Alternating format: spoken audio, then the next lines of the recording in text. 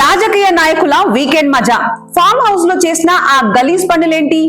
ఎంపీలు మాజీ ఎమ్మెల్యేలు చట్టాన్ని రక్షించాల్సిన వారే డ్రగ్స్ మత్తులో ఎందుకు చిక్కుకుంటున్నారు? ఒక్క డ్రగ్స్ కేసు ఇద్దరు నేతల రాజకీయ జీవితాన్ని ముగించేస్తుందా? మోయినాబాద్ ఫామ్ హౌస్ లో అసలు ఆ రాత్రి అక్కడ ఏం జరిగింది తెలుసుకోవాలంటే ఈ వీడియోని మీరు చివరి వరకు చూడండి. ప్రజలకు నీతులు చెప్పే నేతలు చీకటి పడితే చాలు ఫామ్ హౌస్ లో డ్రగ్స్ పార్టీలు చేసుకుంటూ అడ్డంగా దొరికిపోతున్నారు. ఇప్పుడు తెలుగు రాష్ట్రాల్లో ఇదే హాట్ టాపిక్ గా మారింది. మోయినాబాద్ లోని pilot Rohit Reddy farm house పై పోలీసులు ఈగల్ టీం దాడులు చేస్తే అక్కడ సీన్ చూసి షాక్ అయ్యారు.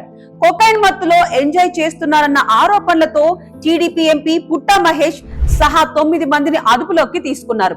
అయితే పోలీసులు ఒక్కసారి ఫామ్ హౌస్ పై దాడి చేయడంతో అక్కడ ఉన్నవారు పోలీసులపై 3 రౌండ్ల కాల్పులు కూడా జరిపారంటే పరిస్థితి ఎంత తీవ్రంగా ఉందో అర్థం చేసుకోండి.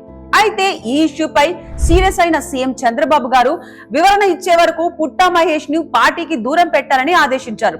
ప్రజలకు ఆదర్శంగా ఉండాల్సిన వాళ్లే ఇలా డ్రగ్స్ కేసులో చిక్కుకోవడంపై ఇప్పుడు సర్వత్రా అసహ్యం వ్యక్తమవుతుంది.